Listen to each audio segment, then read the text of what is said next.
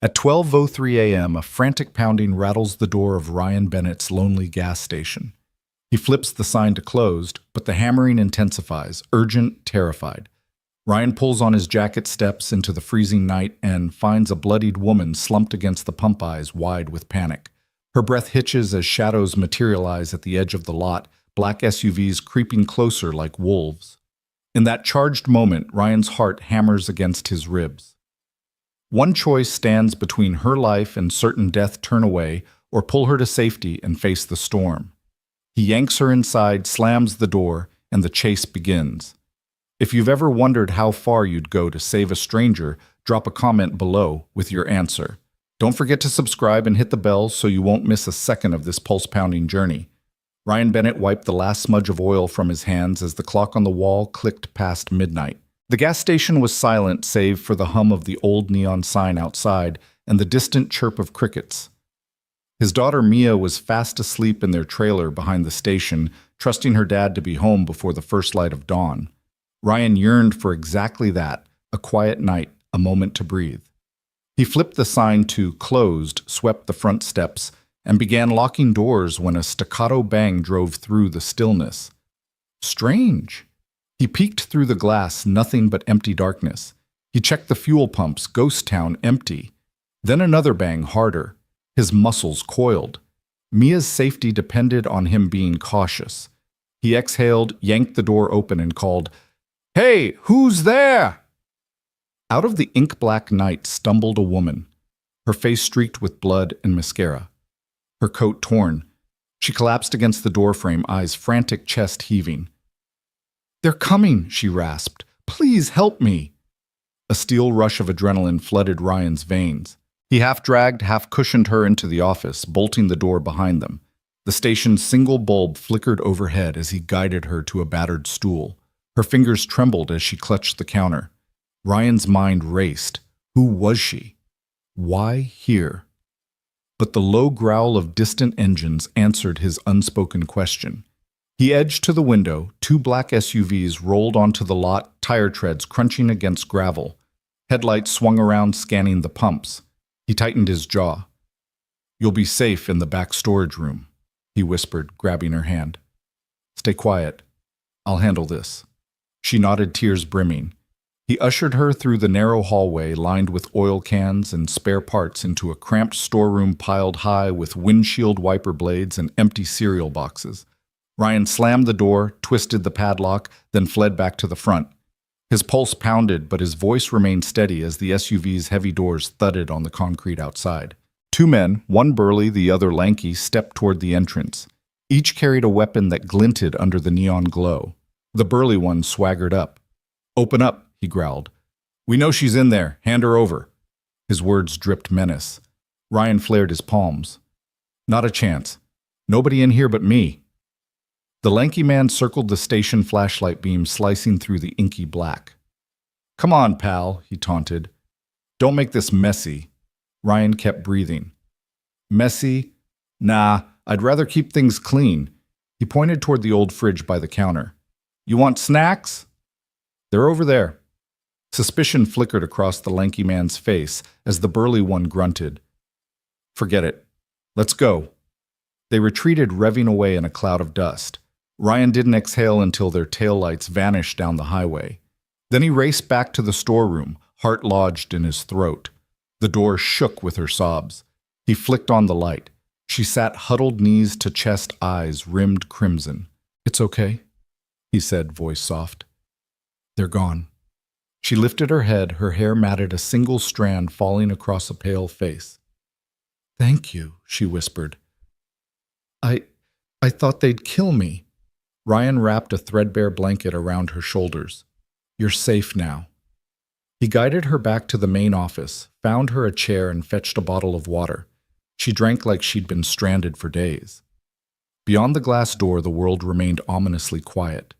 Ryan dialed 911 on the payphone, no signal. He cursed. Out here, help was hours away. He had to trust his two arms, one brain, and the fading courage that kept him going for Mia. He cleared his throat. "Can you tell me who—" She shook her head, voice barely above a whisper. "I can't. They'll kill me if they know I talked." Ryan nodded. All right, we'll keep it that way. He offered a reassuring smile, but every instinct screamed danger. In the low light of the station, he noticed a high-end smartphone peeking from her coat pocket. No company logo, just a sleek black rectangle. Rich people didn't wander lonely highways at midnight. Something big was going on. He fetched a spare pair of gloves from behind the counter. Here, put these on, he said, tossing them to her. We'll need to move soon. She looked at him, gratitude and fear battling in her eyes. Thank you, Ryan. Her knowing his name startled him. You said it yourself. He offered his hand. Let's go. He led her through the back door to his old pickup. Mia's favorite stuffed fox lay in the passenger seat, a silent reminder of why he fought so hard. He cranked the engine, the truck growling to life, and peeled away from the station before any other headlights could endanger them. As they sped into the dark rolling countryside, Ryan glanced at the woman shivering beside him. She clutched a small leather clutch, dressy, expensive. Whoever she was, she had secrets worth killing for. His quiet night was gone. His daughter now slept blissfully, unaware that her dad had just chosen to protect a stranger, igniting a chain of events neither of them could have imagined. And so Ryan Bennett's midnight at the pump became the first leap in a journey of courage, loyalty, and hope for himself, for his daughter, and for the woman he vowed to save. The wind whipped against the windows as Ryan steered the pickup down the narrow back road, leaving the gas station's flickering neon in his rearview mirror. The woman's ragged breaths rattled the small cabin, mingling with Mia's soft snores on the bench seat behind them. Ryan clenched the wheel tighter, eyes darting to every shadow. He'd vowed to keep this stranger safe, and if that meant 100 miles to the nearest town, so be it. Suddenly, a crash of thunder rattled the sky, and headlights tore through the darkness ahead. A second black SUV peeled off behind them, engine snarling. Ryan's heart pounded. The woman's head snapped up, terror flaring in her eyes. They found us, she gasped, clutching the leather clutch in her lap. Ryan's jaw set. He pivoted the wheel onto a gravel turnout and slammed on the brakes. The truck skidded gravel, spraying like shrapnel. The second SUV screeched to a halt about 50 feet behind them. Two dark figures spilled onto the road. Ryan leaped from the cab, the woman right behind him, wrapping her arm around his. In here, he hissed, yanking her toward the trees lining the shoulder. He slammed the passenger door shut, flipped off the dome light, and bolted to the brush. The woman stumbled, tears already streaming. Stay close, he whispered, scanning for cover. They ducked beneath low-hanging branches, mud sucking at their boots. Ryan's ears rang with the SUV's engines cutting off, then footsteps crunching on gravel. He pressed the woman against the trunk of a massive oak, trying to calm her heaving chest. Listen to me, he whispered urgently. They can't see us if we stay silent. She nodded, wide-eyed breath hitching as a beam of headlights sliced through the trees, illuminating their hiding spot. The searchlight wavered, sweeping back and forth. Ryan's pulse thundered in his ears. He edged further into the woods, pulling her with him. Come on this way. They raced through the undergrowth, snapped twigs echoing like gunshots. Mia's fox plush sat abandoned on the seat, cold comfort waiting in the truck. Ryan cursed under his breath. Hold on, he muttered, leading the woman down a shallow embankment to a dried creek bed. The waterless channel offered little cover. Thick brush lined its edges. He knelt and pressed his finger to her lips. No noise, he told her. The searchlight swung again, closer this time, teasing them with danger. Ryan's breath caught. He spotted a hollow under a fallen log, a small cavern just big enough to squeeze into. He jabbed at her side. In there. She dove forward, scraping her hands and knees. Ryan followed, lunging after her as the headlights swept past the creek's mouth. He could hear the bark of a distant command, low and authoritarian. They were splitting up. His heart hammered. The log cavern offered barely enough room to lie flat, but it was safety. He crawled inside, pulling the woman with him. The space was cramped and muddy. Her stiletto heels snagged on a root and broke. She whimpered and Ryan shushed her, pressing his finger to his lips once more. Her ragged breathing slowed, but the fear in her eyes burned bright. Outside, branches snapped as the men combed the roadside. Ryan's mind raced. He needed a plan. He scanned the cavern for anything to help. A rusted length of rebar from an old fence lay wedged in the mud. He edged for it, careful not to scrape his hands too loudly. Darkness swallowed his movements. The two men passed the creek bed, marching upstream. Their voices drifted in low tones. She can't have gone far, one hissed. Check every nook. Ryan clenched the rebar knuckles white. The woman trembled beside him. He swallowed hard, heart thudding. The men stepped into the creek bed, their boots brushing dry leaves. Both paused flashlights, sweeping left-right. Ryan held his breath. The beam passed inches from their hiding spot. He could smell the stale diesel on their jackets. Time stretched. Rustling leaves. His pulse drowned his thoughts. Then the voices moved on footsteps fading. Ryan exhaled relief, flooding his chest. He let the woman exhale too, her hand finding his in the dark. "We have to get to the highway," he whispered. "There's a gas station 2 miles north. It's closed, but there's a phone." She nodded, face pale. He squeezed her hand and crept out, rebar in hand, just in case. The moonlight was a sliver in the sky, but the clouds parted, casting a pale glow over the creek bed. They sprinted, stumbling around the fallen log, out of the channel and back onto the road's shoulder. The SUV was gone. Ryan allowed himself a breath. Then he snatched the woman's arm. This way, he hissed, pointing through the trees. They broke into the woods again, heading parallel to the road, thick roots lodging underfoot. She followed, wincing at every root, but determined. 15 minutes felt like an hour. Branches whipped their faces. Mud sucked at their shoes. But eventually the chatter of highway traffic teased them a distant hum that signaled escape. They burst onto the shoulder, blinking under the bright orange glow of sodium street lamps. Ryan scanned the road. A lone 18-wheeler rumbled past, headlights blinding. He raised his arms, stepping into its path. The driver slammed brakes, skidding to a halt. Ryan waved frantically. "Please," he shouted. "We need help." The cassette player scratched and a hard-faced driver leaned from his cab. Ryan yanked the woman forward, ducking as the truck hove to a stop behind them. Quick inside, he urged. The woman stumbled in and Ryan closed the door just as a second SUV roared past them, missing the truck by inches. Inside the cab, the driver peered at them. "Jesus Christ," he muttered. "What happened?" Ryan's chest heaved. "They're after her." He pointed down the road. 2 black SUVs they tried to get in, the driver cut in. He gunned the engine, spinning rubber as the truck surged forward. Ryan glanced back, headlights receded into the night. The rig's cabin reeked of diesel and stale coffee. The woman sat rigid, clutching her clutch eyes, unfocused. Ryan sank onto the bench seat. "Thank you," he panted. The driver nodded gravely. "Where to?" Ryan swallowed. "Just drive north, the next exit.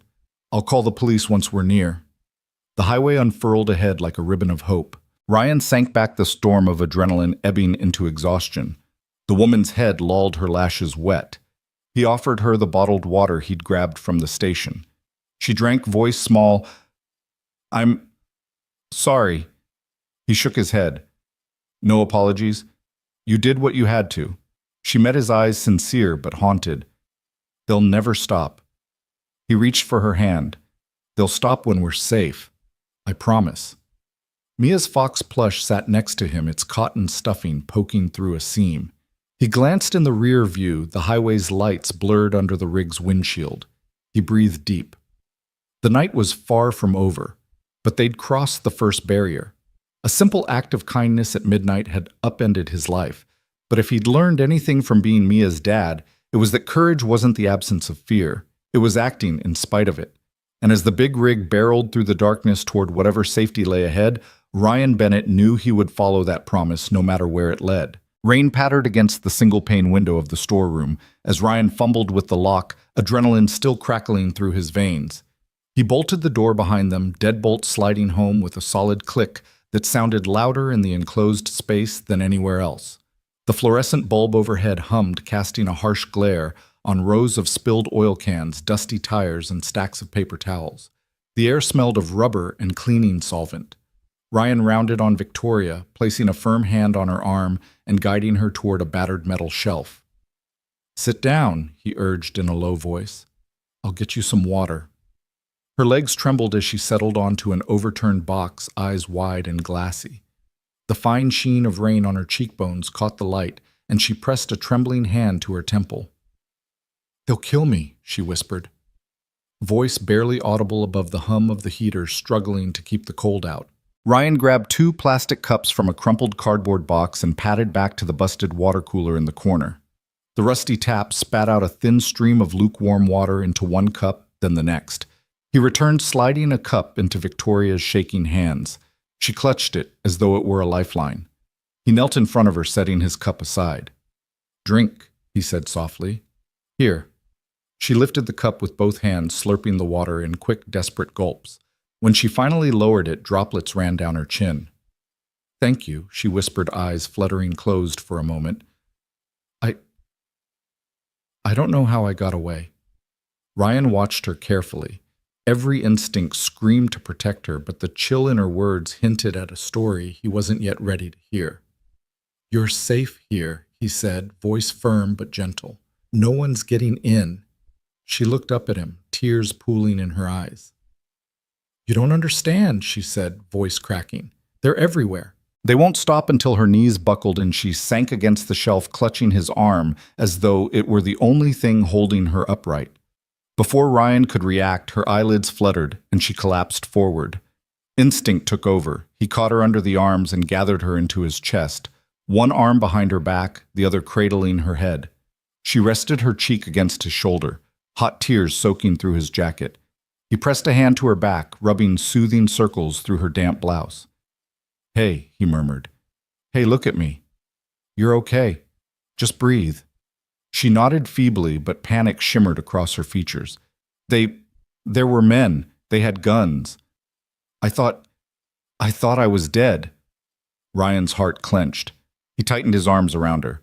"It's okay," he promised. "You're alive. I've got you." She sniffed, shoulders shaking with each breath. He felt the tremor run through her, and he realized how fragile she was in this moment.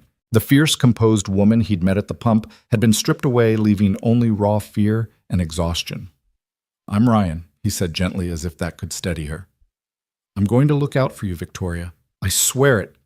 She trembled against him, then managed a faint nod. He stroked her hair back from her forehead. "Can you tell me what happened?" Her eyes opened unfocused. She clung to his jacket as though afraid he might vanish.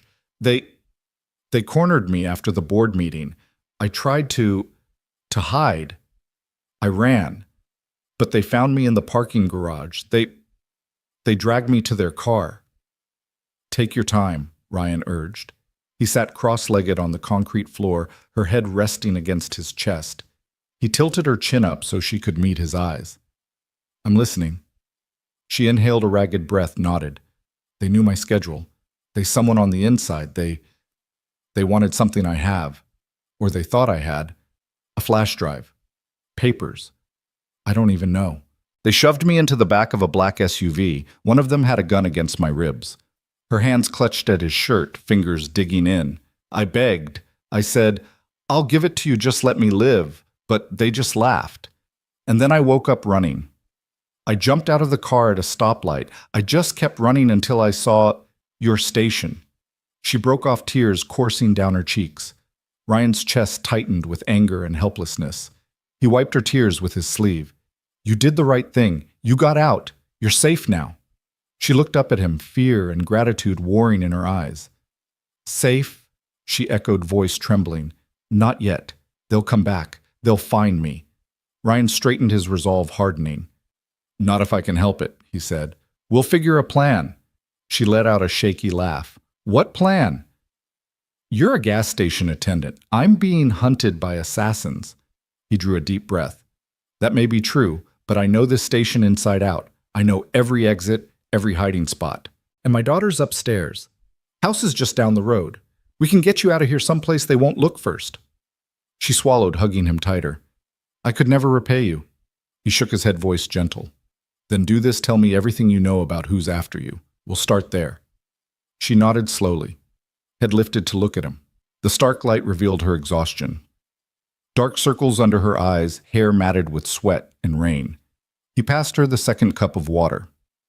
"Drink some more," he said. "You need to stay hydrated." As she sipped, he scanned the storeroom for potential improvised barricades, a heavy toolbox on the floor, a length of chain hanging from a hook, even a crowbar leaning against a corner. If they needed to hold the door, any of these could buy them precious seconds. Victoria's voice was steadier now, though her hands still trembled. I'm Victoria Lane, she said, CEO of Parrington Industries. Ryan's breath caught. This delicate woman, royal in her posture diamond, under her blouse, but vulnerable now, was a billionaire CEO. He swallowed that surprise, reminding himself that fear levels the highest peaks. Lane Industries, he asked quietly. That big tech conglomerate. She nodded, setting the water aside. They wanted a prototype, something I developed an AI chip. They think I have the only copy. They'll do anything to get it. He processed that heart thudding. A corporate war had spilled into this rural corner of the world. All right, he said. Here's what we do first. Before he could finish, the storeroom door rattled. The bolt rattled under a hard knock. Ryan's head snapped to the sound, every muscle tensing. Who's there? He called, voice steady, despite the adrenaline. A muffled male voice answered. Open up, Bennett. We know you're in there. Ryan exchanged a quick glance with Victoria, who shrank back against the shelf. Stay down, he murmured. He rose and moved to the door, removing his hands from Victoria's shoulders so he could slide the chain latch. The door rattled as they heard boots thundering in the hallway. Ryan swung the door open a crack, not enough for a body to fit through, and pressed his shoulder against it as he peered out. Two men in leather jackets and jeans glared back, one aiming a flashlight through the gap. There, the taller one barked. Don't play games. Ryan's voice was calm but firm. You've got the wrong place. No one in here. The shorter man grabbed the handle and yanked. The chain held. Cut the crap, he snarled. We know you took her. Ryan braced his foot door, wobbling under their tugging. I'm not letting you in, he said. Walk away. They exchanged a look, then the flashlight beam swept past the door again. We'll be back, the taller one said, and next time we won't be so polite. With a final yank, they stepped off. Ryan waited until their footsteps receded down the hallway before bolting the chain and dropping to his knees beside Victoria. She stared at him, eyes wide as saucers. He pressed a finger to her lips. Shh. It's okay. They don't know where you are now. She nodded, tears glinting. He pulled her close once more. Rest, he whispered. Get your strength back. We'll figure out our next move. Victoria leaned into him, exhaustion finally pulling her under. As he held her, Ryan's mind raced with possibilities, calling the police would blow their cover, but leaving her here was suicide. The only choice was to get her out of town and fast. He pressed his forehead to hers. Hang on, he promised, voice fierce in the hush of the storeroom. Rain streaked down the window, and somewhere above the heater clicked again, promising warmth. He would not let those men find her. Not now. Not ever. And with that vow, he prepared to take the next step, whatever it took to keep Victoria Lane safe. Rain spilled in through the grimy front windows in harsh slashes of white as the black SUV's headlights swept across the rows of gas pumps. Ryan's heart hammered in his chest, a relentless drumbeat that threatened to give him away. He crouched low beside the storeroom door, Victoria's hand clutched in his, her eyes wide and fearful in the dim light. Outside, the engine idled, muffled but insistent, a predator staking its claim. He pressed his back against the cool metal of an oil drum and tried to swallow the lump in his throat. Victoria sank beside him, knees drawn to her chest, and he covered her hands with his own. They're here, she whispered, voice trembling. They found me. He forced a calm he didn't feel. Just breathe, he murmured. Remember you're safe as long as I'm here. Footsteps echoed down the narrow service corridor. The door rattled as two sets of heavy boots scraped against the concrete. Ryan tensed, every muscle summoned every ounce of composure he could muster. When the door handle rattled, he took a steadying breath, reached up, and half opened the chain latch just enough to peer through. Two men filled the frame. One was tall, broad-shouldered, arms corded beneath a leather jacket. The other shorter, lean, with sharp eyes that looked hungry for trouble. Both carried handguns tucked into the waistbands of their jeans.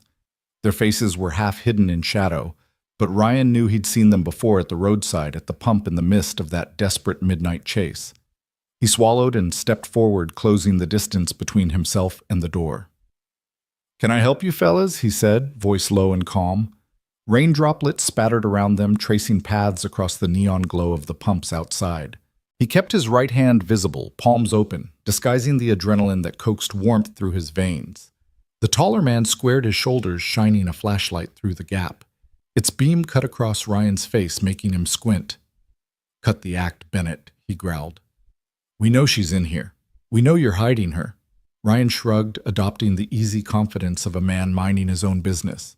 "You got the wrong place," he said. "Nobody in here but me and some spare parts." The lean man stepped closer, tilting the flashlight to illuminate the storeroom's cramped interior. Boxes of wiper fluid, stacks of oily rags, a battered toolbox, everyday clutter in a small-town station. Nothing more. "Don't bullshit us," he snapped. "We saw her go in here.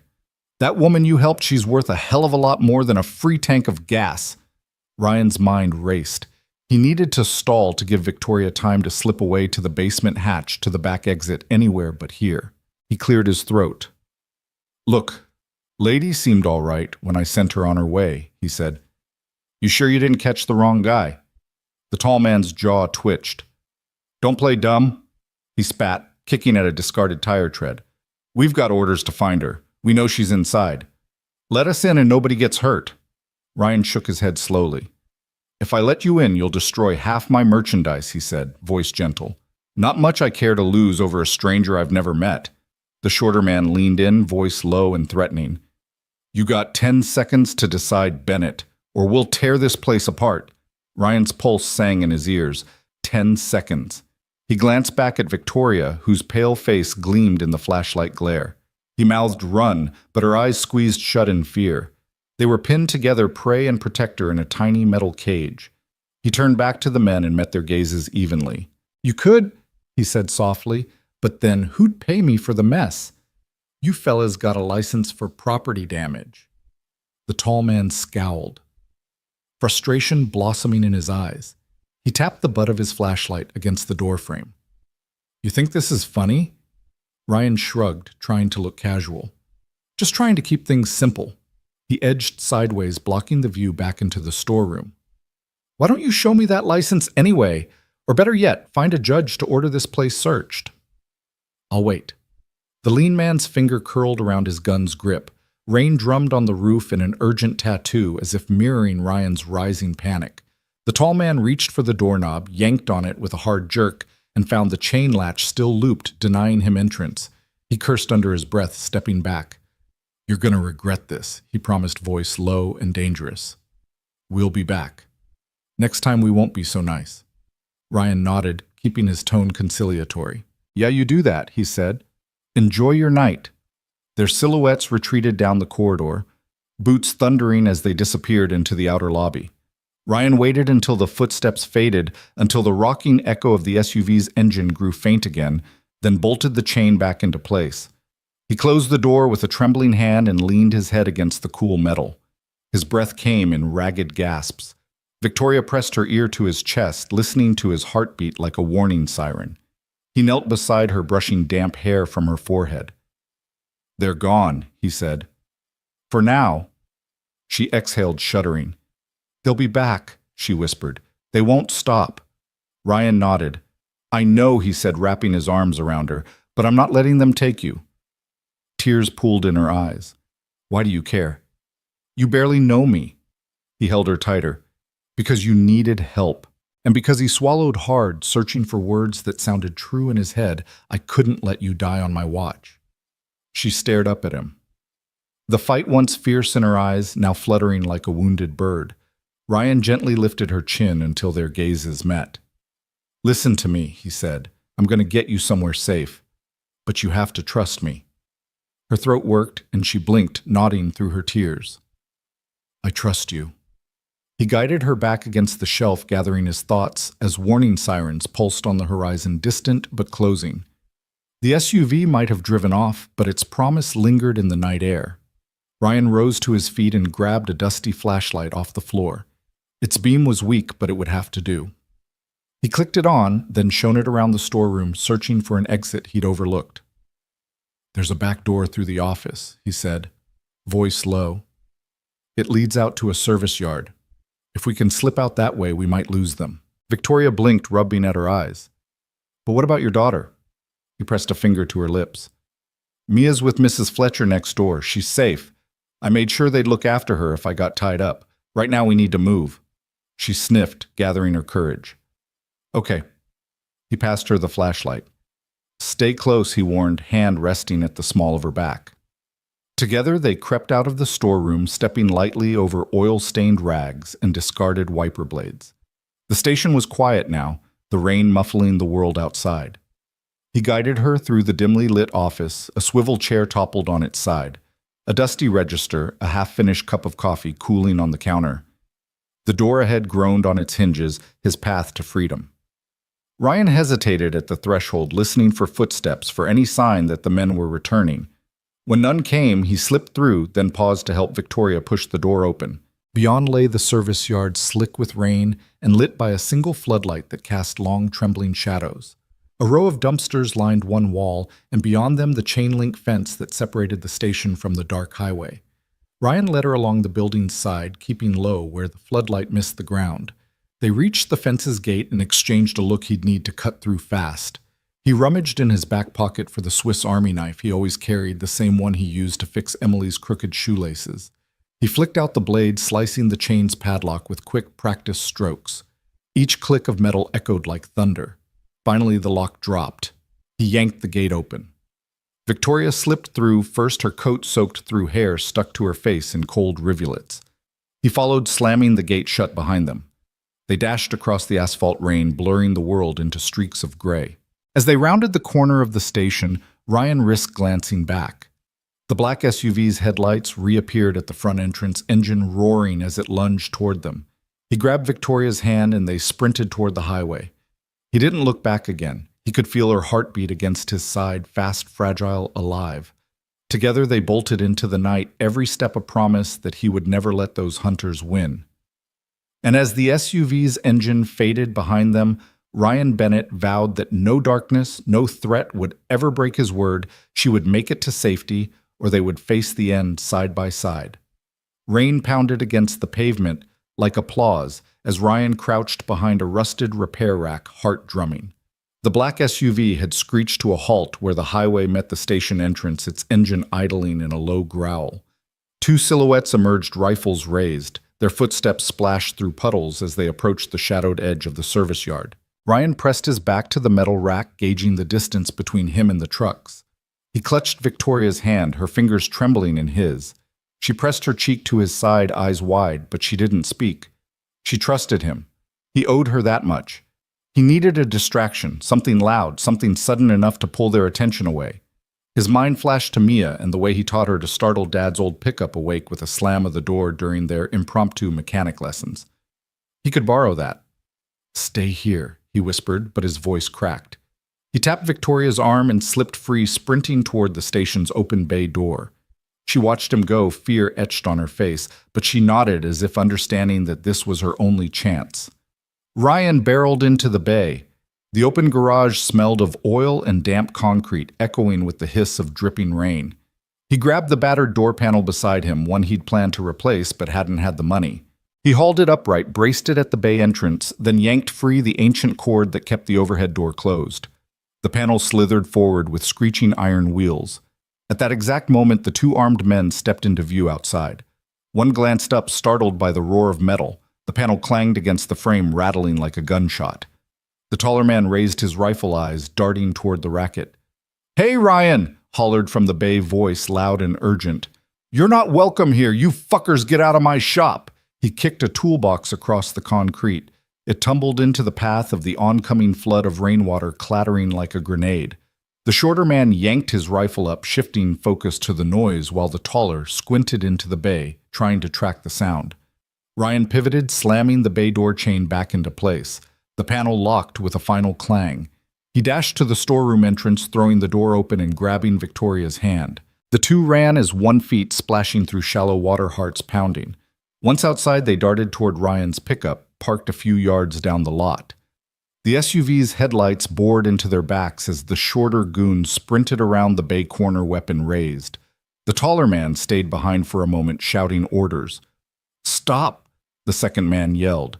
"We've got her!" Ryan didn't look back. He thrust Victoria toward the passenger door of his truck, yanked it open, and shoved her inside. The rain drummed on the roof, and she collapsed into the seat, gasping for breath. Ryan slammed his hand on the horn. The horn blared a discordant warning into the night. The shorter man skidded to a halt in front of the truck rifle, rigid in both hands. Ryan threw the truck into reverse tires, spinning on the slick asphalt, sending water flying like spray from a fire hose. The SUV thundered behind them, tires churning mud. Ryan swung the wheel hard, fishtailing past the row of pumps and out onto the highway. He mashed the accelerator until the engine roared, then lurched forward, tires biting into the wet pavement. The goon fired one shot, missing wide as acrylic fenders deflected the bullet with a sharp ping. Ryan swerved to avoid a stray shell casing glinting on the road, then headed down the two-lane highway, rain blurring the yellow dividing lines into ribbons of gold. He glanced at Victoria in the passenger seat. Her breath came in little gasps, eyes fixed on the rearview mirror. "Hold on!" he shouted above the engine's scream. His knuckles were white on the wheel. "We're getting you someplace safe." She nodded, gripping the seat edge. "Go, Ryan. Don't stop." He flicked the high beams on, pressing down harder on the gas. A mile ahead, the road forked. The left led to the town center, the right to the old forest road no one used after dark. He yanked the wheel, and the truck fishtailed briefly before catching traction. He chose the forest road. Behind them, the SUV's lights followed like a stalker's stare. Ryan downshifted, the truck's growl deepening, and dove into the whispering trees. Branches lashed windshield and side mirrors as he pressed onward, every muscle coiled. Victoria's hand touched his knee. "Thank you," she whispered. "I thought—" He cut her off, voice firm but gentle. "Shut up and breathe," he said. "We'll lose them." The road narrowed to a single lane, dipped into gullies, then climbed again under arching pines. Ryan's headlights carved golden tunnels in the darkness. The SUV's lights emerged behind them, smaller now but unrelenting. He kept going. After what felt like an eternity, the forest road opened onto a gravel clearing where an old service shack stood silent. He'd once seen it used by forest rangers, no power but a locked metal door, and windows covered by grime. He steered toward it, fishtailing on the loose stones. He killed the engine, and silence hit them like a physical force. Rain pelted the roof in a drumming roar. Beyond that, the world was still. Victoria's chest rose and fell with quick breaths. Ryan shut off the lights, yanked the keys, and leapt from the cab. He flung open the passenger door and yanked Victoria out. Together they scurried across the gravel to the shack. The door was locked, but he'd always carried a hacksaw blade in his belt, a habit formed from too many broken-down clients needing quick fixes. He pulled it free, sliced through the hasp, and pressed the door open. Inside the shack smelled of damp wood and mildew. A single lantern lay on a shelf, its wick long gone. He kicked at the door, slamming it shut, then bolted the inside latch. The rattling footsteps came moments later, accompanied by the SUV's headlights bouncing like bandits in the raising gloom. Ryan grabbed a length of driftwood leaning against a wall and held it like a club. Victoria stood clutching his jacket, eyes wide but resolute. He pointed to a back window, cracked just enough for air, and mouthed, "Stay here. Don't move." He crossed to the front door, stood beneath the window, and drew the board in front of it. His silhouette filled the small pane as the headlights splashed through. 2 rifles poked around the doorframe. "Come on out," one of the goons bellowed. "You know she's in there?" Ryan tapped the board with the driftwood, pretending to be a phantom.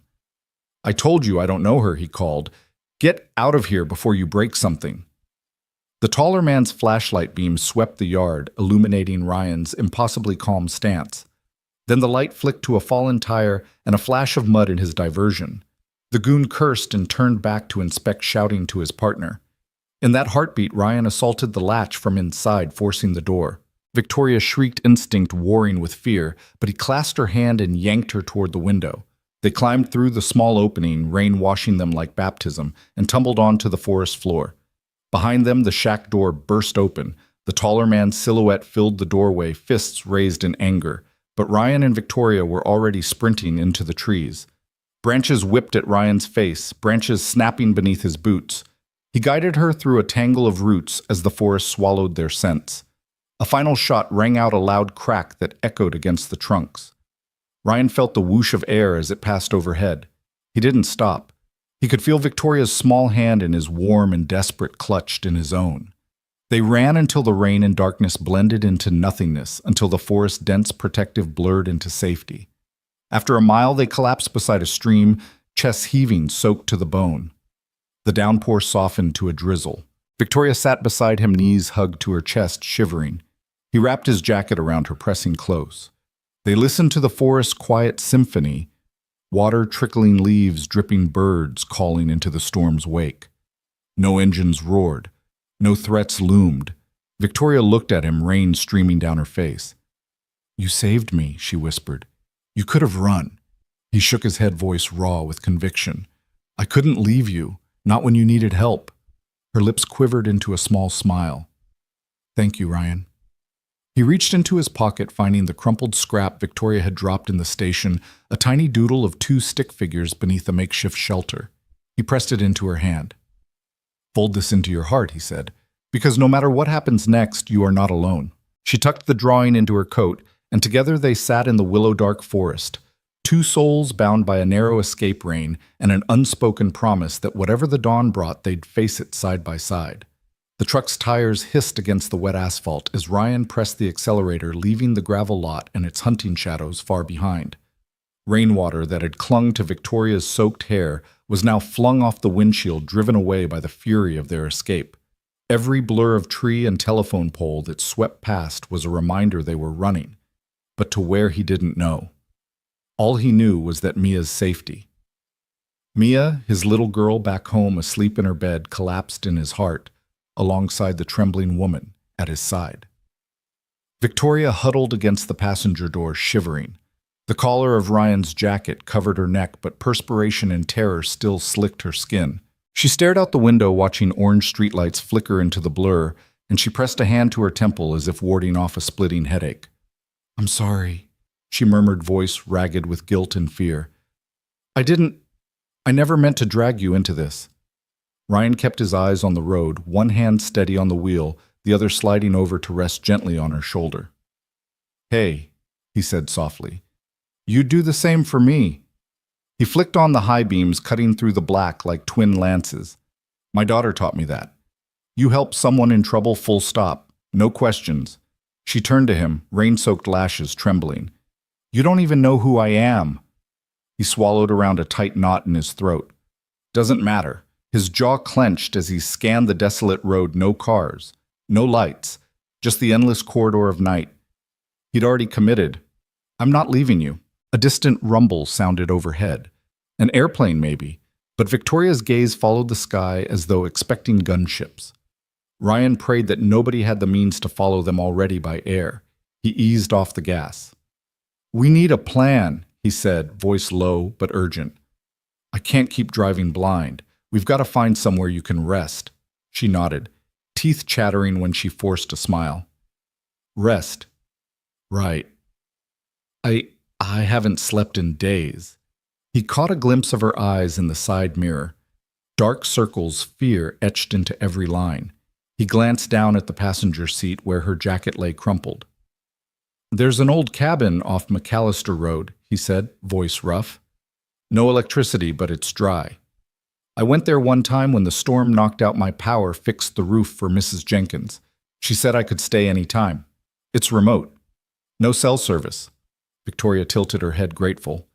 "That might work." Ryan flicked his indicator and swung the wheel onto the 2-lane road that led deeper into the pines. Rain drums on the roof punctuating each passing moment, but it didn't slow him. He steered with precision honed by years of late-night drives to Mia's soccer games, to the grocery store before dawn. Even in the dark, he seemed to know exactly where to go. As they left the last streetlight behind, Victoria caught her breath and placed a hand over his on the wheel. "Thank you," she whispered. Her voice was so small it nearly vanished in the roar of the engine. "I can't thank you enough." Ryan offered a half-smile, eyes still fixed ahead. "You helped me out of a bind, too." He exhaled, tension easing from his shoulders, just a fraction. "It's what you do." The road narrowed until the treetops pressed close like an unbroken tunnel.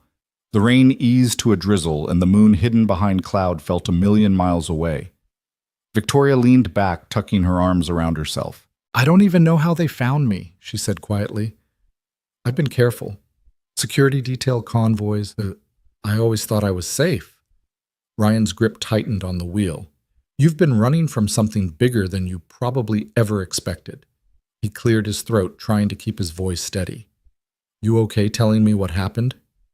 She stared out the side window, watching water bead and run in rivulets down the glass.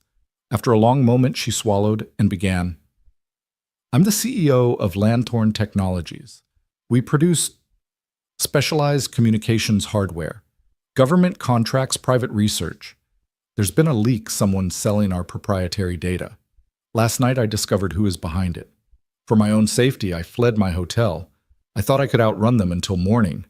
Ryan's brow furrowed. Selling tech secrets. People die for that kind of intel. He pressed his lips together. You must be pretty important. Victoria gave a rueful laugh. Important enough that they'll kill to keep me quiet. She turned to him, eyes haunted. I'm not just helpless. I'm a target. Ryan exhaled slowly. The road ended abruptly at a locked gate, his turnoff to the cabin. He rattled through his jacket pockets until he found a small keychain. He clicked the cabin gate lock open, swung the gate inward, and followed the gravel drive. Victoria watched the cabin materialize through the windshield-weathered wood moss on the roof, a single window glowing faintly with the reflection of the truck's headlights. The landing lights of security had long since been turned off. Nobody had lived here except the Jenkins, and for one stormy night, Ryan. He guided the truck to a halt beneath a canopy of pines, gears crunching against gravel. The sudden silence was deafening. The rain had stopped altogether. The cold night air smelled of pine needles and damp earth. Ryan killed the engine. The cabin sat there waiting like a refuge carved from the wild. He turned to Victoria. Stay here, he said, voice firm. Don't open the door for anyone. She nodded, wrapping the jacket tight around her shoulders. He reached across, pressed a gentle hand against her arm. I'll be right back. He grabbed his flashlight from the center console and stepped into the night. The gravel crunched beneath his boots, and he approached the cabin door, found the padlock, and clicked it open. He jiggled the doorknob, tested the latch, then pulled the door inward. It creaked on rusty hinges. Inside the cabin was dark and musty. A faded rug covered the floor, a beaten-up wood stove sat cold in the corner, and a single lantern hung from a hook. Ryan fumbled for a match in his pocket, struck it, and held the flame to the lantern's wick. The cabin glowed with a soft amber light. Dust motes danced in the air. He moved to a storage shelf against the wall, found a stack of thick blankets and an old battery-powered lantern. He set it down on his rickety table, then crossed to the door and threw it wide, shining light toward the truck. Victoria's silhouette stood there, rigid with relief. He guided her inside, closing the door and relocking it. Here, he said, handing her one of the thick wool blankets. Sit by the stove. It'll be warm in a minute. He knelt to light a small fire, kindling newspaper a match. The stove hissed and spat sparks, then creaked to life, sending a wave of heat cascading through the room. Victoria shivered as she sank onto the front of a sagging sofa, tucking the blanket around her knees. She watched the fire glow, shadows flickering across her face. Her eyes glimmered.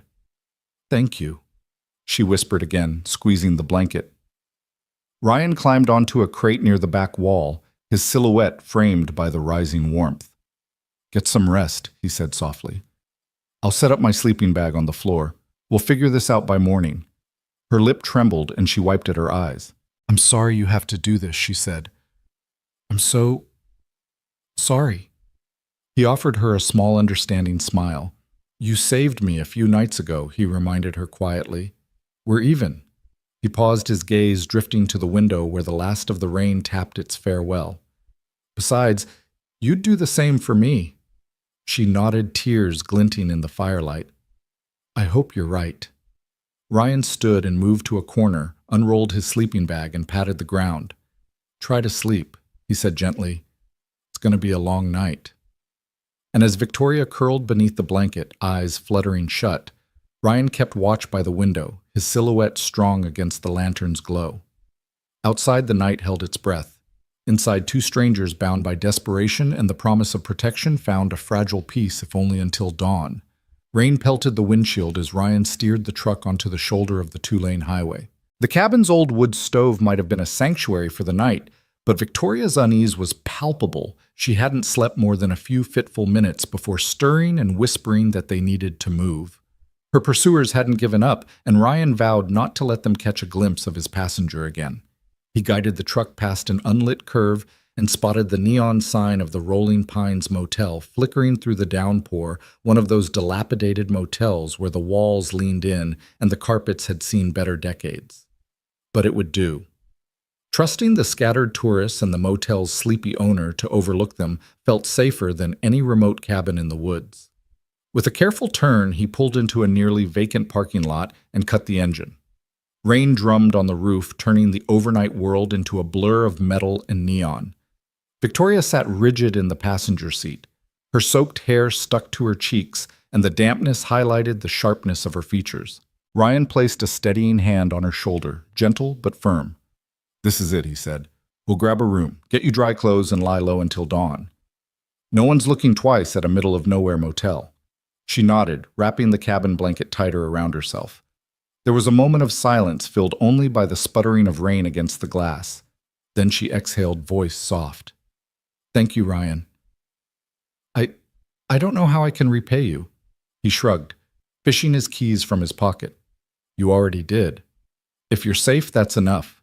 He climbed out into the night, the cold numbing his face, and unlocked a ground-floor room with a keycard. The door opened on a musty carpet patterned in archaic swirls of brown and orange, and they stepped inside, dripping water onto a plastic mat by the door.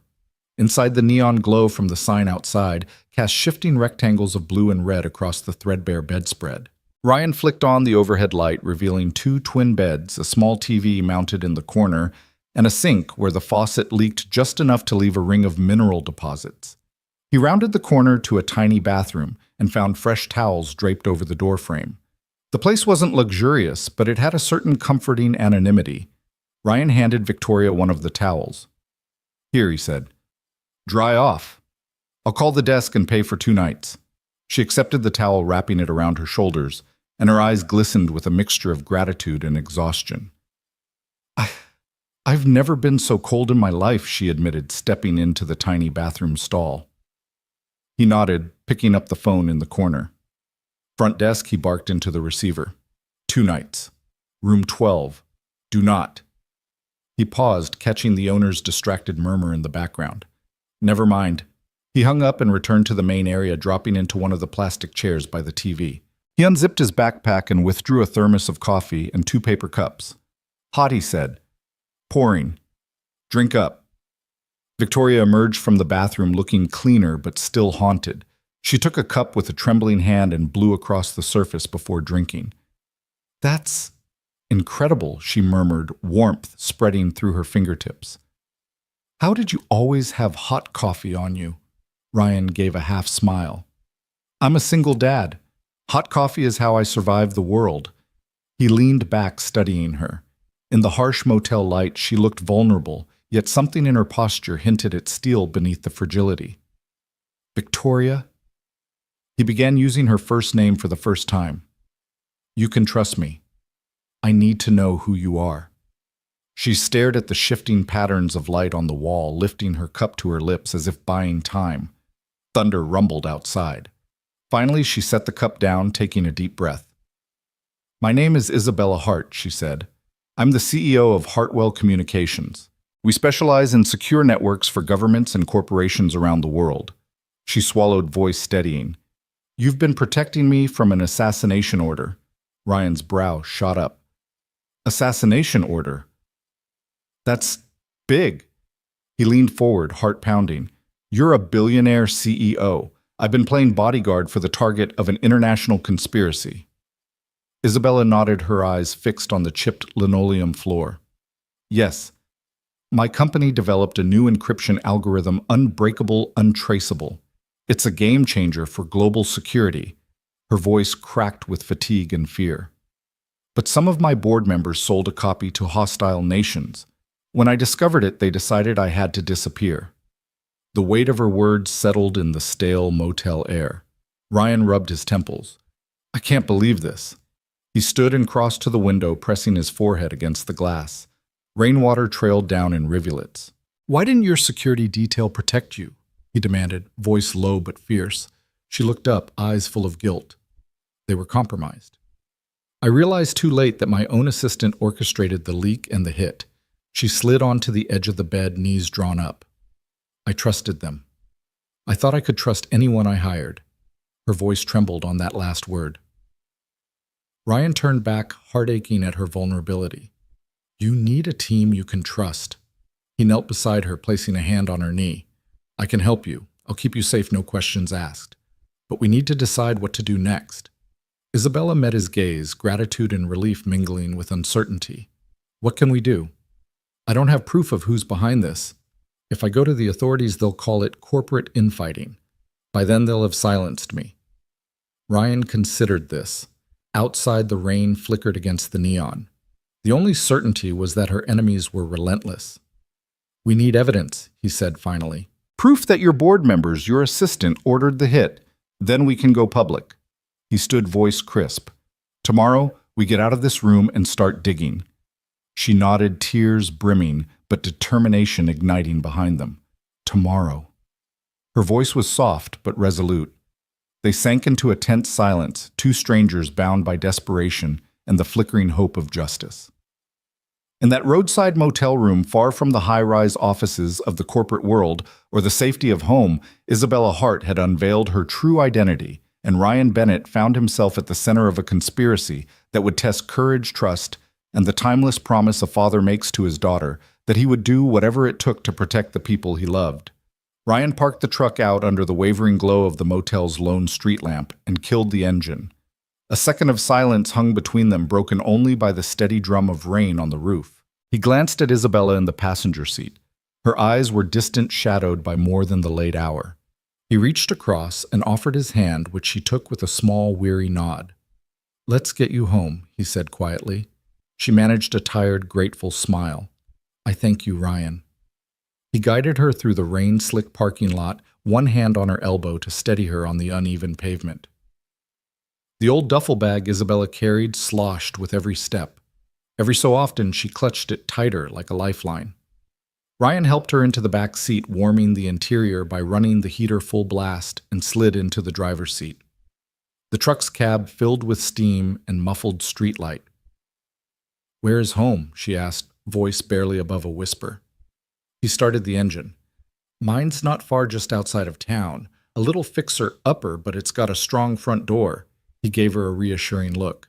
You'll be safe there. The drive was short, curving along deserted roads lined with dark pines. Every so often, a flicker of headlights would trace past in the distance, vanishing like ghosts. Isabella watched the road through the windshield, her knuckles white against her bag. When they arrived, Ryan's house looked like any other modest ranch: low eaves, chipped paint, a small porch with a bench that had seen better days. But he'd fortified it over time, reinforced locks, motion sensor lights, and a camera doorbell he'd installed after Mia had nightmares about monsters. He climbed out first, motioning for Isabella to stay inside while he checked the perimeter. She opened the door and stepped into an amber-lit hallway dotted with spring blossoms and vases, her first glimpse of a life that wasn't corporate boardrooms and assassination attempts. A framed photo of Mia in a T-ball uniform waved from the shelf. Isabella paused, letting the quiet warmth wash over her before she heard the lock click from downstairs. Ryan reappeared, pocketing his keys. Okay, he said, his voice steady. Doors locked, windows closed. You're safe. He gestured to the living room. Sit, I'll heat up some soup. Isabella sank onto the worn couch, the fabric coming alive with the small creaks of settling upholstery. Soup sounds. Perfect, she admitted, her voice cracking at the end. She pressed her bag to her chest as if it contained all that remained of her old life. Ryan went to the kitchen and rummaged through the cabinets, pulling out a can of tomato soup, 2 mugs, and the kettle. He filled the kettle at the sink, then set it on the stove. Steam hissed beneath the lid as he opened the soup can and ladled its contents into the mugs. When he returned with both mugs steaming in his hands, he set one on the coffee table and offered the other to Isabella. Here, sip slowly. It'll do more than warm you up. She took the mug with both hands, closing her eyes as the warmth seeped in. Thank you, she said again, more softly this time. Her gaze found the window's black rectangles in the storm. My board. I never thought they'd come after me like this. But money and power, they change people. Ryan perched on the edge of an armchair opposite her. He sipped his soup, then set it aside. Tell me everything, he said gently. Isabella inhaled deeply, clenching the mug as if bracing herself. After we developed the encryption protocol, I realized how valuable it was, not just to us, but to governments around the world. My board members, some of them saw an opportunity to sell it. They leaked prototypes, sold licenses to regimes who would pay anything. I discovered it, confronted them. Then my assistant vanished shortly after I got threats. I thought it was a bluff until last night. Her voice trembled, and for a moment Ryan saw not a billionaire CEO, but a frightened woman perched on the edge of a life she once controlled. He leaned forward. Your assistant, any idea where they went or who's behind it? She shook her head. No, that's what terrifies me. It could be any of them. The CFO, the head of R&D, even some of the senior board members. They're united by greed but not by loyalty to one another. I can't trust my own company. He nodded, digesting the breadth of her betrayal. So they want proof destroyed, and you silenced. His words weren't a question. They'll come after any record that ties them to the leak. Isabella's eyes glistened. Exactly. They'll wipe out data, eliminate witnesses. They've already sent hitmen. Ryan rubbed his chin. We need more than a motel stash of towels and soup. We need a plan.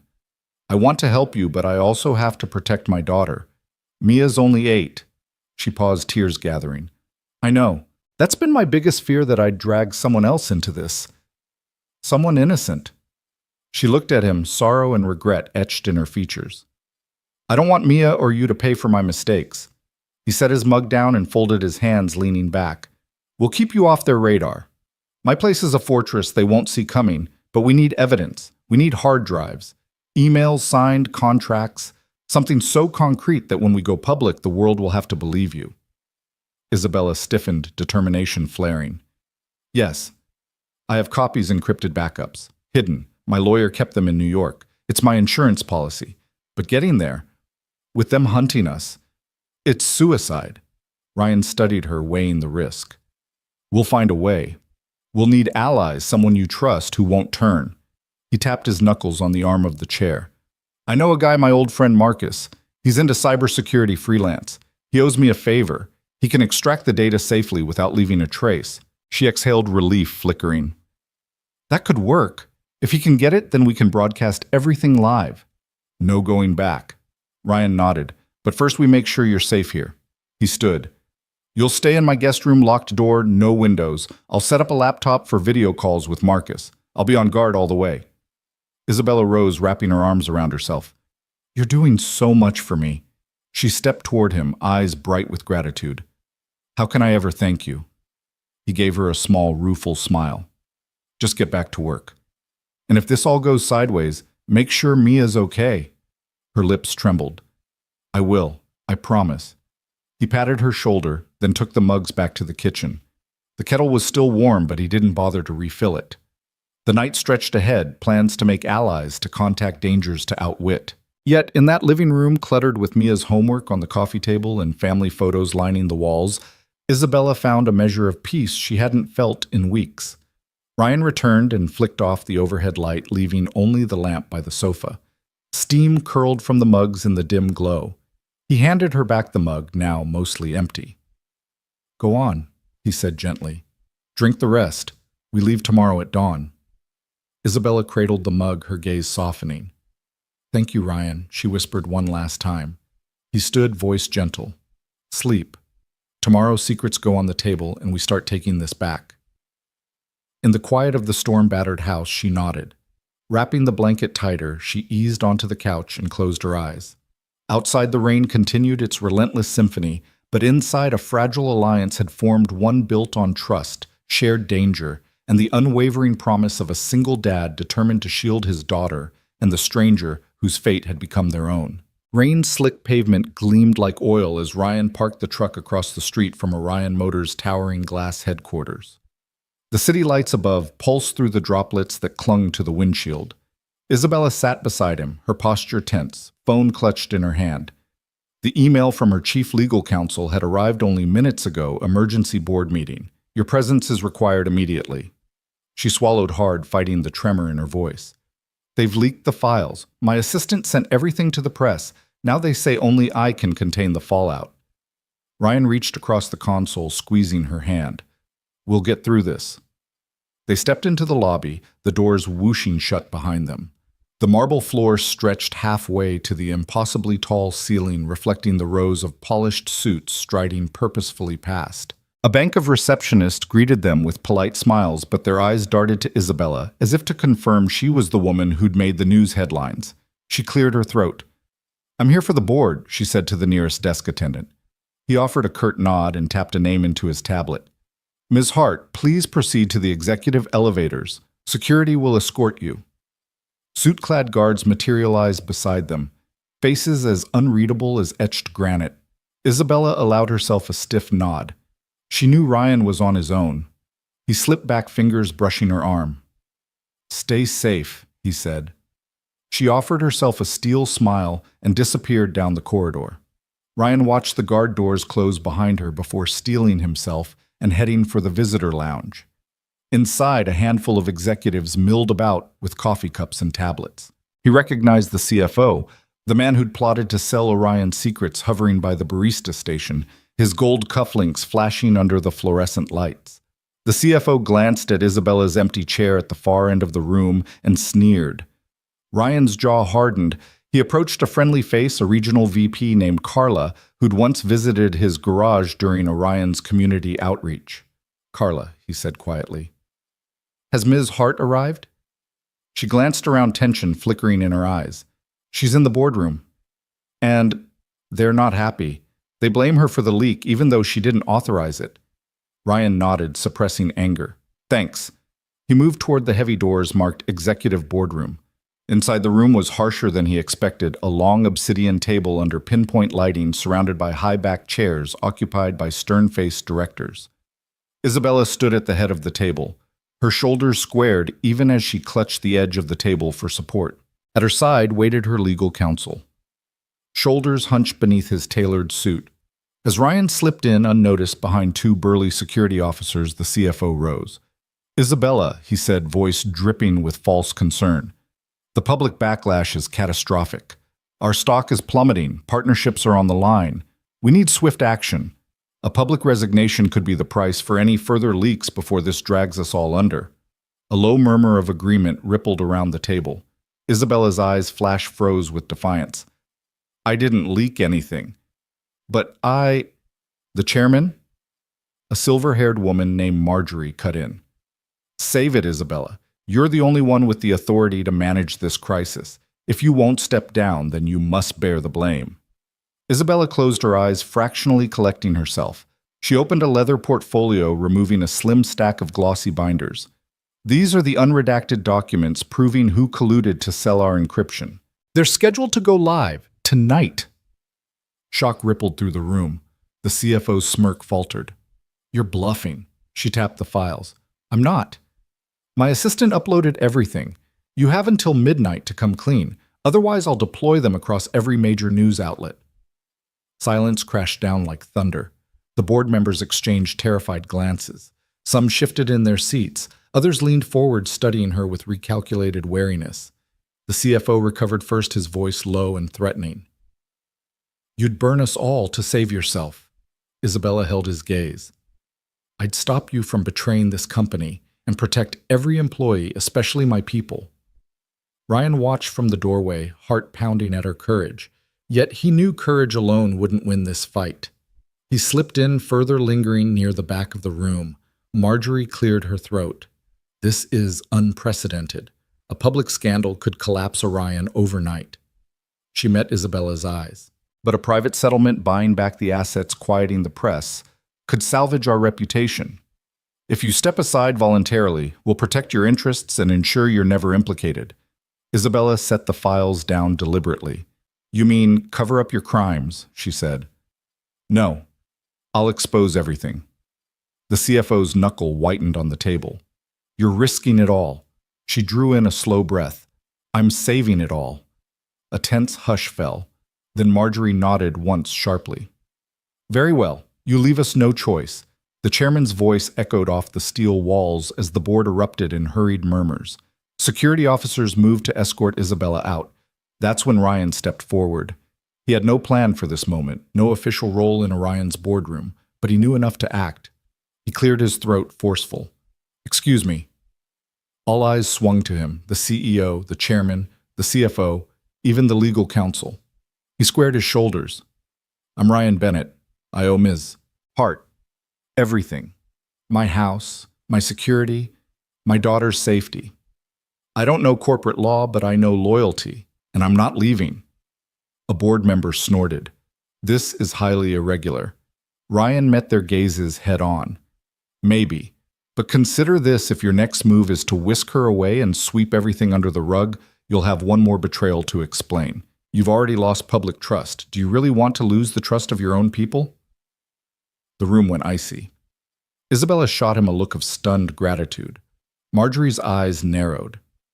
"We appreciate your passion," she said calmly. "But this is now corporate territory."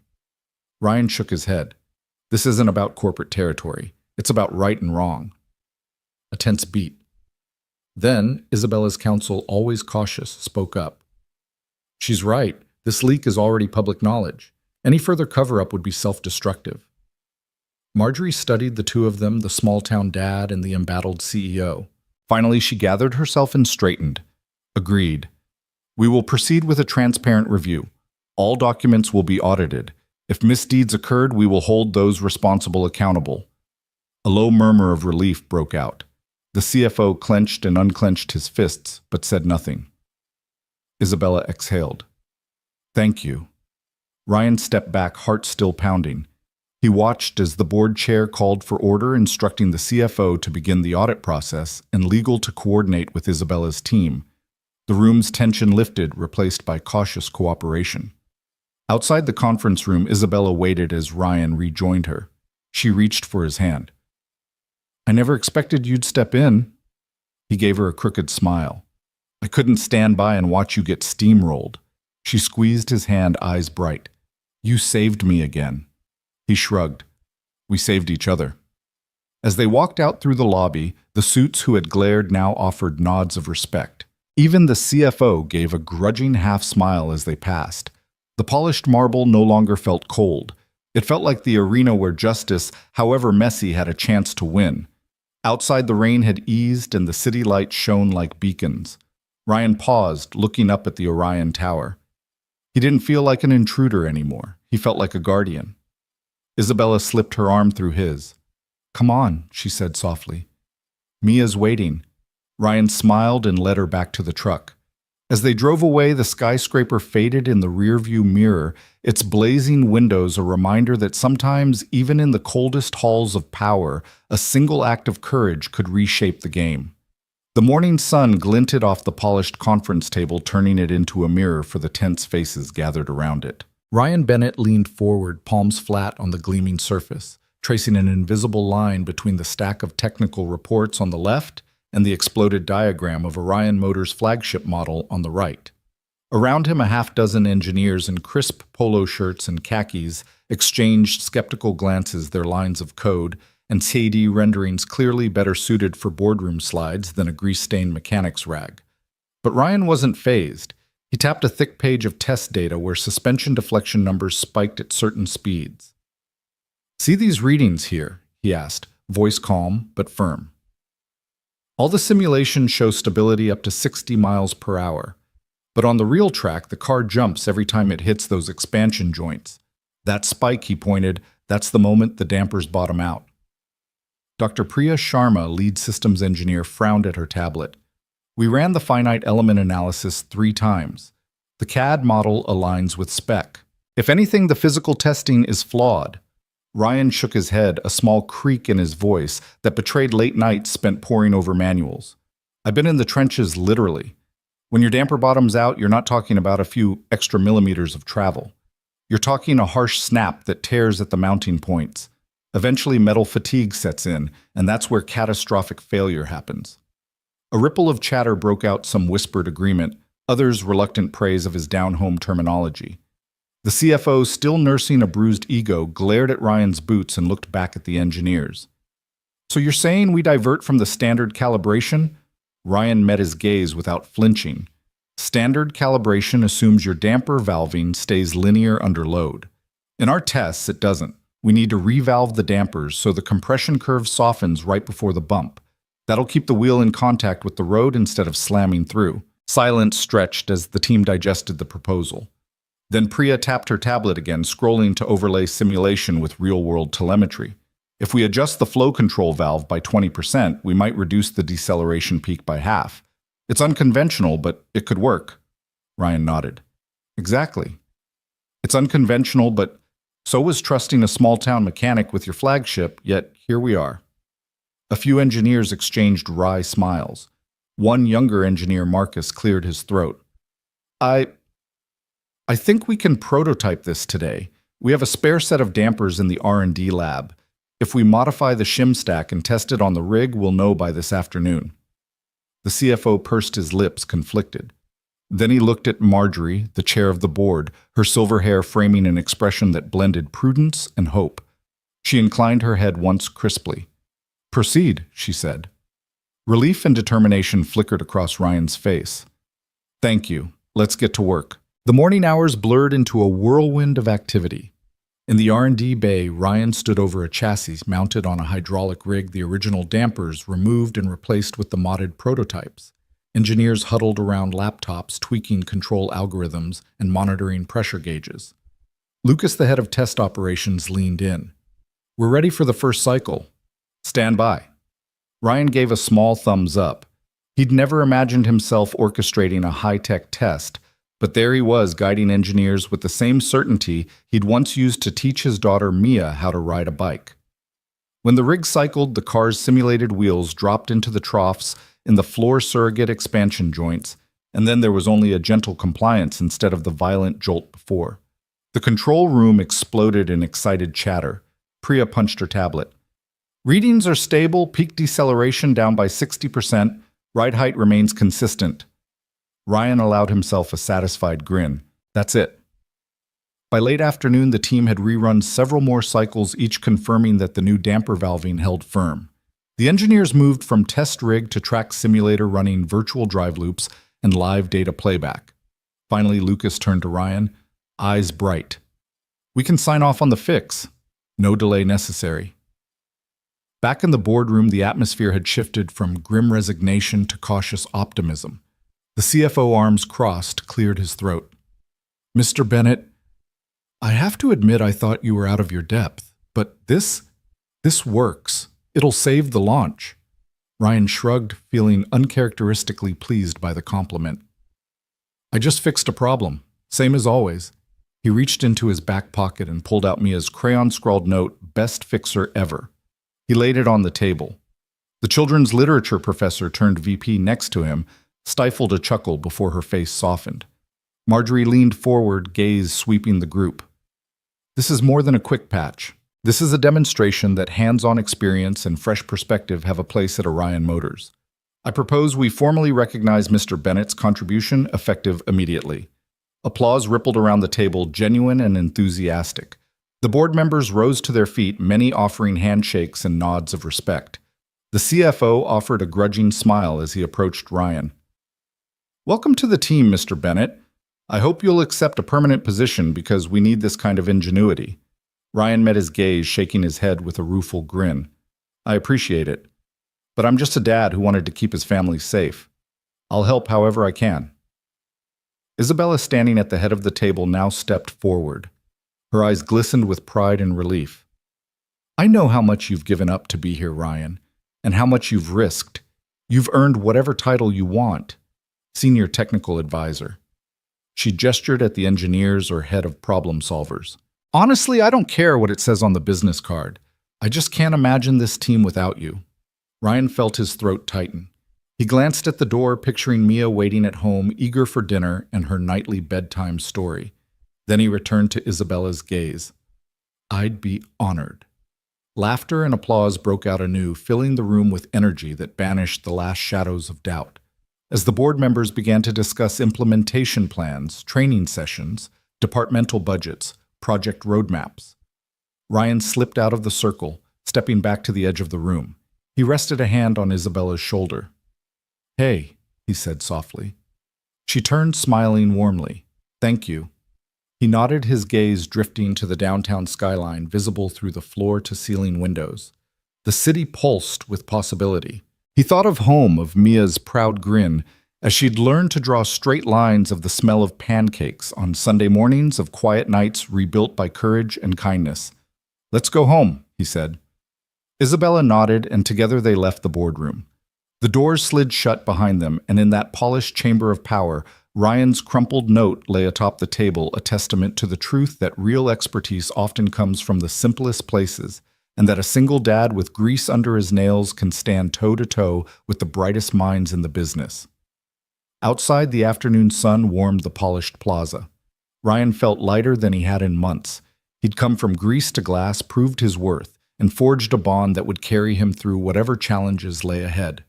Above all, he'd shown Mia and himself that no matter how small you start, determination and heart can drive you to heights you never thought possible.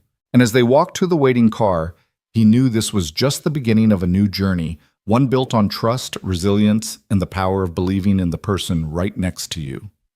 The late afternoon sun slanted through the tall windows of Orion Motors' executive conference room, casting long, warm beams across the polished mahogany table. Ryan Bennett stood at the head of the table, face illuminated by presentation slides that confirmed what everyone in that room had been fervently hoping for. Orion's flagship vehicle was ready to launch on schedule. He clicked off his tablet, the final dataset, real-world track results showing perfectly calibrated suspension vanishing from the screen. Almost instinctively, a ripple of applause began.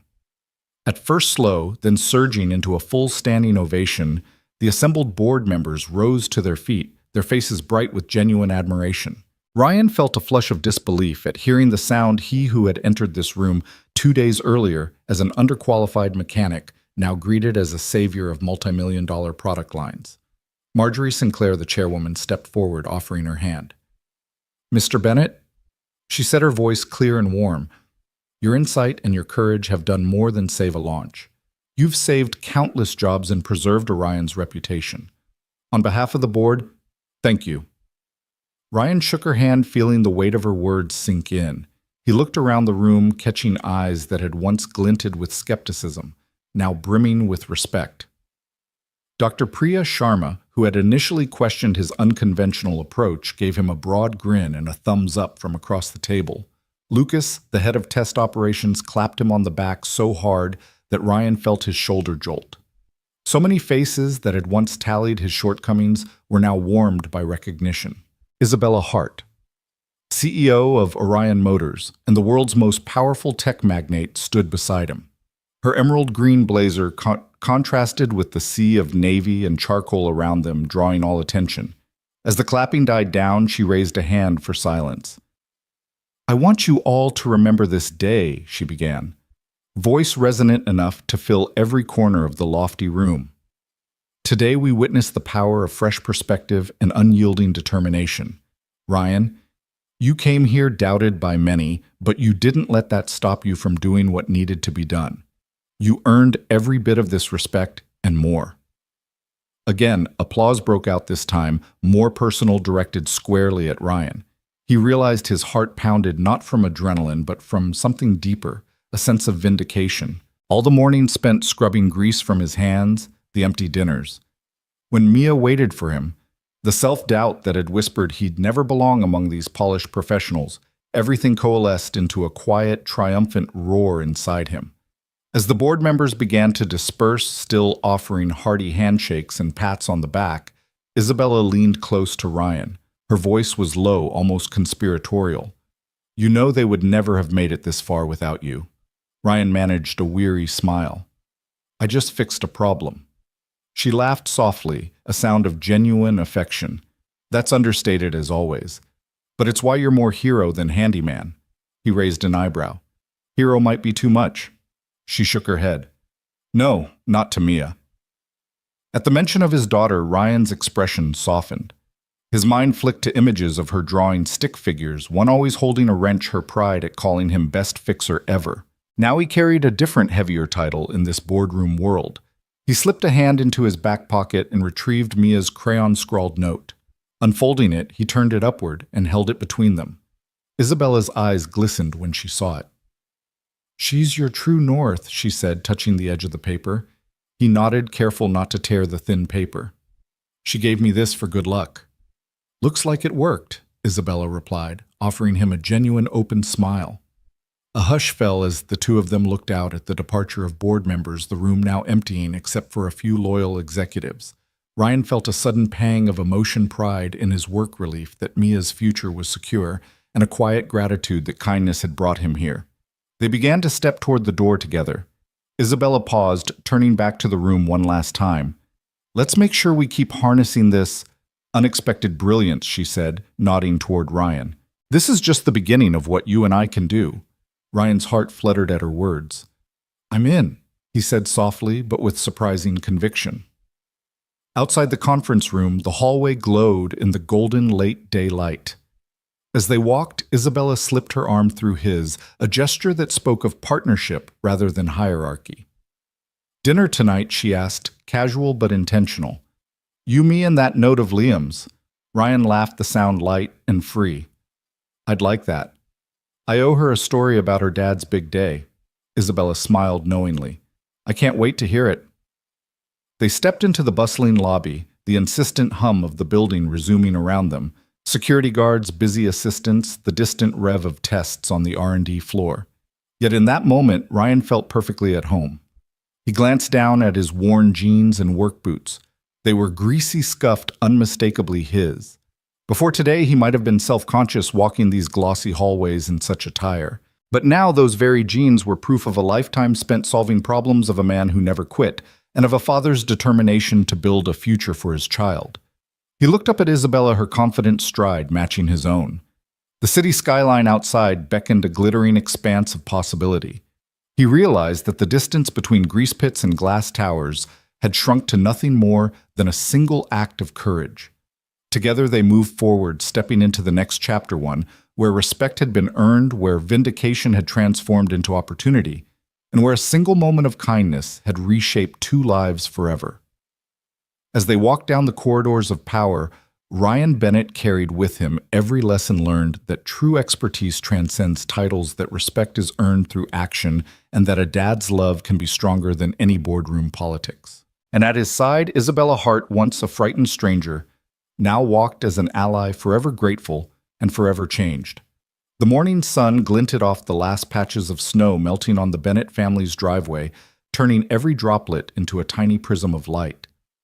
The cold air still lingered in the scent of damp asphalt and pine from the nearby woods, but the warmth of the moment beneath the carport made Ryan Bennett pull his coat tighter around his chest with a satisfied grin.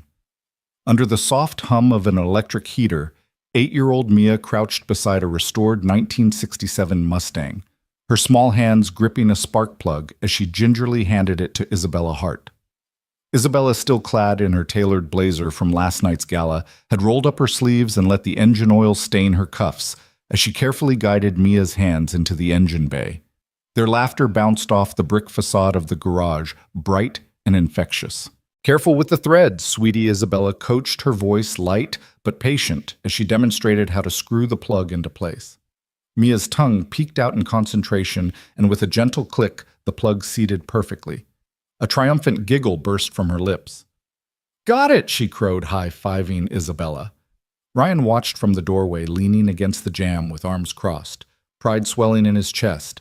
Just a few days ago, both of them had been strangers thrust together under perilous circumstances. Now here they were, two women from entirely different worlds bonding over a vintage car and the promise of spring. "Look at you," Ryan said, voice thick with affection, teaching the CEO how to be a mechanic. He stepped forward, brushing snowflakes from his hair and crouching beside Mia. "You doing okay there, kiddo?" Mia beamed up at him. Her cheeks flushed from the cool air and excitement. "Dad, she's the best teacher ever." "Right? Miss Isabella."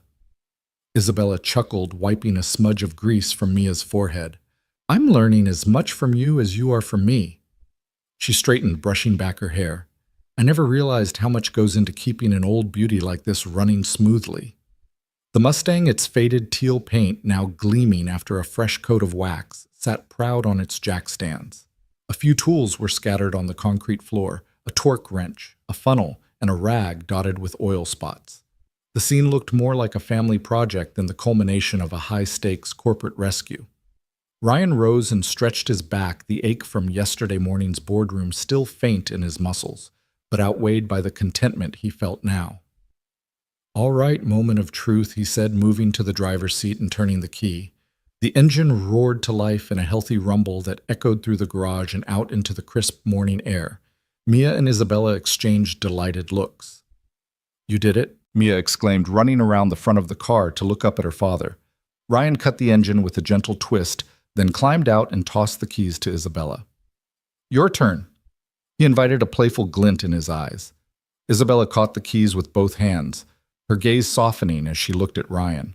She slid into the driver's seat, her blazer now unbuttoned, and turned the key. The Mustang responded instantly, its purrs smooth as silk. She leaned out the window, beaming. "Let's see if I can handle that steering wheel." Mia dashed around to Isabella's side and offered a hand, which Isabella took before the CEO climbed down. They switched places under Ryan's encouragement, Mia pretending to shift gears and Isabella crouching to her level to let her guide the wheel. The simplicity of the moment, just three people sharing time, laughter, and elbow grease, felt like the best possible antidote to the last few weeks of danger and intrigue. Back inside the warmth of the garage, Ryan fetched 3 mugs and poured hot chocolate for Mia. Coffee for himself and strong black coffee for Isabella. The 3 of them settled on old wooden stools by a narrow workbench, sipping their drinks as the Mustang's engine coolly ticked in the background. "Remember when you first showed up here bleeding and exhausted?" Ryan asked, nodding toward Isabella. "I honestly didn't know what to think. Now look at us." Isabella raised her mug with a wry smile. "I remember thinking, this guy might just be crazy enough to save me." And he did. Her gaze softened as she looked at Mia. "And you young lady saved both of us with your courage and kindness." Mia hugged her mug cheeks warm from the chocolate and pride. "I just wanted everyone to be safe." "That you did?" Ryan said, turning to Isabella. "You know, before all this, I never imagined someone like you would be tinkering on old cars in my driveway." Isabella set her mug down gently. "I never imagined I'd find more support in a small-town garage than in a boardroom. You and Mia showed me what really matters. People, not profits." Ryan nodded thoughtfully, taking a sip of his coffee. Mia's mom used to say the same thing. She'd be proud to see this, how far a little kindness can go. His eyes softened, and Mia reached over to squeeze his hand. Isabella placed her hand over theirs. "And now your kindness has saved lives, protected futures, and built something stronger than any corporate contract. You gave me a second chance, Ryan, a chance to rebuild trust both in myself and my company." Ryan's chest tightened at her words. "We all deserve a second chance," he said quietly. "Even me." He gestured around the garage. "I've spent my life underestimating what I could do. Tonight, yesterday, everything changed." Mia's brow furrowed in concern. "Daddy, are you okay?" Ryan lowered his voice to a gentle rumble. "I've never been better, Mia." He stood and lifted her onto his hip. "But I think it's time we took care of a few more things around here." "Right?" Mia squealed in delight, and Isabella laughed. "What's next on the list, Mr. Bennett?" she asked. Ryan looked at the socket set, the empty toolboxes, and the Mustang waiting patiently for its wheels. "Well, I think that old Mustang deserves some new tires, and then maybe we take her for a spin around town." "What do you think?" Team Isabella winked at Mia. "Count me in." Mia pumped her fist. "Let's do it." The 3 of them moved into action, grabbing wrenches and chatting about torque specs and tire pressure as though they'd been a team for years. The warmth of their camaraderie filled every corner of the garage, weaving a new memory into the Bennett home's legacy, one of resilience, unexpected friendship, and hope. Outside, the last snow patches shimmered like forgotten diamonds beneath the wide blue sky. Inside, the engine's purr had cooled to a calm hum, and the laughter of a little girl and her 2 heroes echoed like a promise that even the coldest, darkest nights can give way to mornings warmer than any before, and that a single act of kindness can spark a future brighter than anyone dared imagine.